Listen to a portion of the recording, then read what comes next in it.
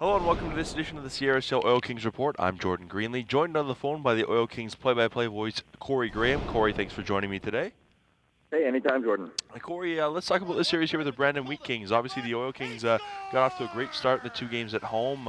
Won a great game 3 in Brandon, and then last night a difficult third period, and now they're down. Now they lost a game up 3-1, heading back home here for a game 5. I'm sure they didn't expect that to happen heading into last night.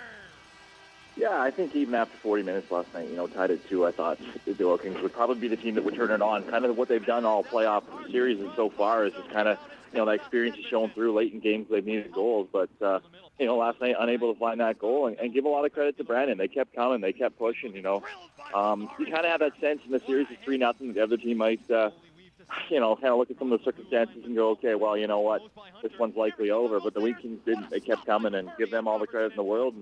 And Jordan Paperny's been the story of this series. 51 shots again last night. He was fantastic. So we go back to Edmonton for Game 5. Let's talk about some of the guys that have impressed you so far here through the playoffs, through both rounds, through the Prince Albert Series and Brandon here so far. Who are some of the guys who have really stood out to you so far in these playoffs?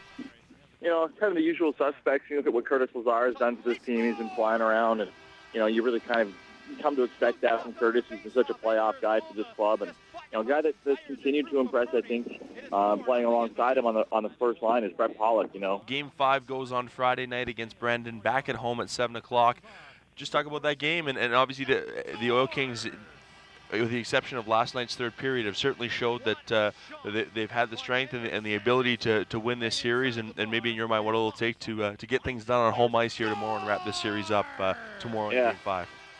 Yeah, realistically, it's probably, they've dominated the most part of the series. Just haven't been able to score the goals as well. Last night, but, I would think Game 5 here, looking at the possible trip to go back to Brandon, this is a real important game. This is one of those ones you want to make sure you get nailed down so you don't have to make that bus ride back to Brandon. And, in the long run, if you're a team like Edmonton is, that, has their goal set of the ultimate goal here, that, those kind of trips are what you need to avoid. So, I think you're going to see a dialed-in team, a team that's ready to go. And Jordan Paperny is probably going to see 50-plus shots again. And you just kind of get the feeling that, he's been so good. He stole a game. But I don't know if he can steal two the way this team can play offensively. So, I would look and again, give all the credit in the world to Brandon, the way they played. They've been a frustrating team, but they're going to see a motivated Oil Kings team here come Friday night for sure. Absolutely. Well, best of luck on the bus ride home. I know you guys are halfway through, and we'll see you back here on Friday, and hopefully the team can wrap things up. Thanks for joining us here, Corey. Anytime, Jordan. Thanks. Awesome. Thanks a lot. That'll do it for the Sierra Sail Oil Kings Report. The Oil Kings take on the Brandon Wheat Kings Friday night, Game 5, 7 o'clock.